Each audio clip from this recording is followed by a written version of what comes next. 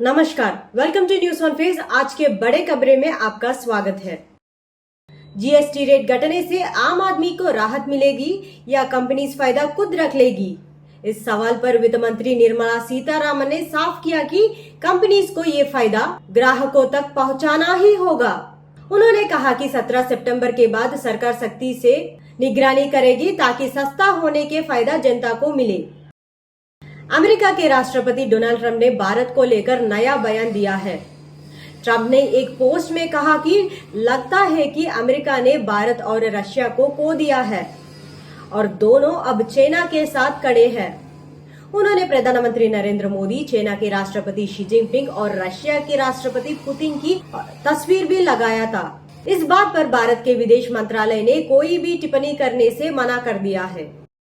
दिल्ली से इंदौर जा रही एयर इंडिया एक्सप्रेस फ्लाइट में बीच में हवा में इंजन की तनकी करवाई। पायलट ने पैन कॉल देकर एटीसी से इमरजेंसी लैंडिंग की अनुमति मांगी। विमान में 161 यात्री थे और सभी बिल्कुल सुरक्षित है। फ्लाइट करीब 20 मिनट देरी से इंदौर एयरपोर्ट पर सुरक्षित उतरी। कांग्रेस की केरला इकाई को अपने सोशल मीडिया पोस्ट पर माफी मांगनी पड़ी।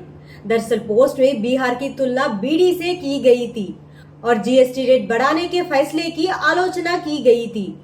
इस टिप्पणी पर बीजेपी ने कड़ी आपत्ति जताई। इसके बाद कांग्रेस ने तुरंत पोस्ट हटाकर खेद जताया था।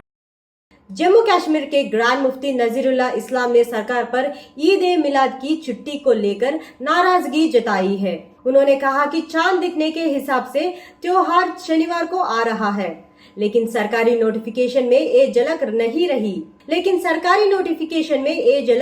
नहीं रहा। इससे उन्होंने दुर्भाग्यपूर्ण बताया और अपील की कि भविष्य में ऐसे धार्मिक मौके पर सही और संवेदनशील फैसले लिए जाए ताकि लोगों में भ्रम ना फैले।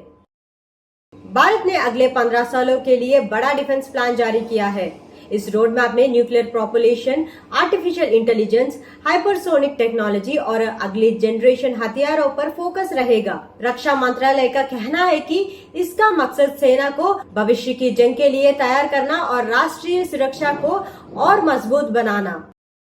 दिल्ली एनसीआर में भारी बारिश के बाद यमुना नदी खतरे के निशान से ऊपर बह रहा है। निचले इलाकों में पानी भरने से घर डूब गए थे, लोग बेघर हो गए और करीब 10 करोड़ का नुकसान हुआ था। कई जगहों पर लोग और पालतू जानवर जैसे कुत्ते भी तैरकर बाहर निकलते दिखे। हालात बाढ़ जैसे बने हुए हैं। महाराष्ट्र के डिप्टी सीएम अजित पवार का एक वीडियो सामने आया है, जिसमें एक महिला आईपीएस ऑफिसर को अवैध मिट्टी खुदाई पर कार्रवाई रोकने को कहते हुए दिखे। विवाद बढ़ने पर अजित ने सफाई दी कि उनका मकसद दखल देना नहीं बल्कि तनाव कम करना था। इस मामले पर संजय राउत ने कहा कि अजित को सरकार में रहने का हक ही नहीं है और दूसरी तरफ पुलिस ने अवैध खुदाई रोकने वाली टीम को बाधा देने वालों पर केस दर्ज किया गया है।